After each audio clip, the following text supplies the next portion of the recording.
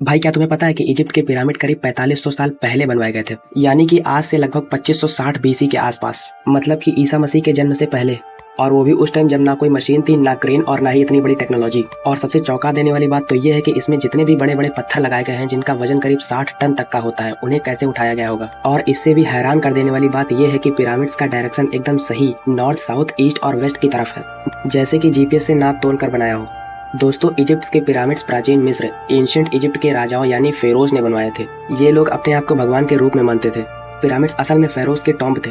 दोस्तों, इजिप्शियंस का मानना था कि जब कोई इंसान मर जाता है तो उसकी आत्मा नहीं मरती, वो दूसरी दुनिया आफ्टर लाइफ में चली जाती है। और पिरामिड्स के अंदर राजा की ममीफाइड बॉडी रखी जाती थी और सोना, गहने और सामान भी रखा जाता था। दोस्तों, इन पिरामिड्स में से सबसे फेमस पिरामिड्स है द पिरामिड्स ऑफ गीजा, जो कि फेरो खुफू ने बनवाया था। और इसके अलावा उसके बेटे खाफरे और पोते मेनकौरे ने भी अपने अपने पिरामिड्स बनवाए थे। दोस्तों, साइंटिस्ट आज तक नहीं समझ पाए हैं कि एंशिएंट इजिप्शियन ने ये कैसे बनवाया था।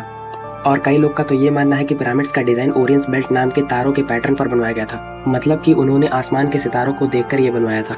पर भाई, आपको क्या लगता है कि इतना परफेक्ट नॉलेज उस टाइम कैसे था? और कुछ थ्योरीज तो ये तक कहती हैं कि एलियंस ने इन पिरामिड्स को बनाने में मदद की थी, क्योंकि पिरामिड्स में कुछ ऐसी एनर्जी वाइब्स हैं जो कि आज भी साइंटिस्ट को कंफ्यूज कर देती हैं।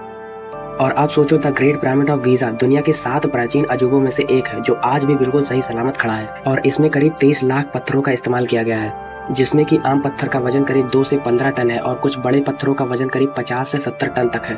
और सबसे चौंका देने वाली बात तो ये है कि इन पिरामिड्स को बनाने में केवल और केवल 20 साल लगे।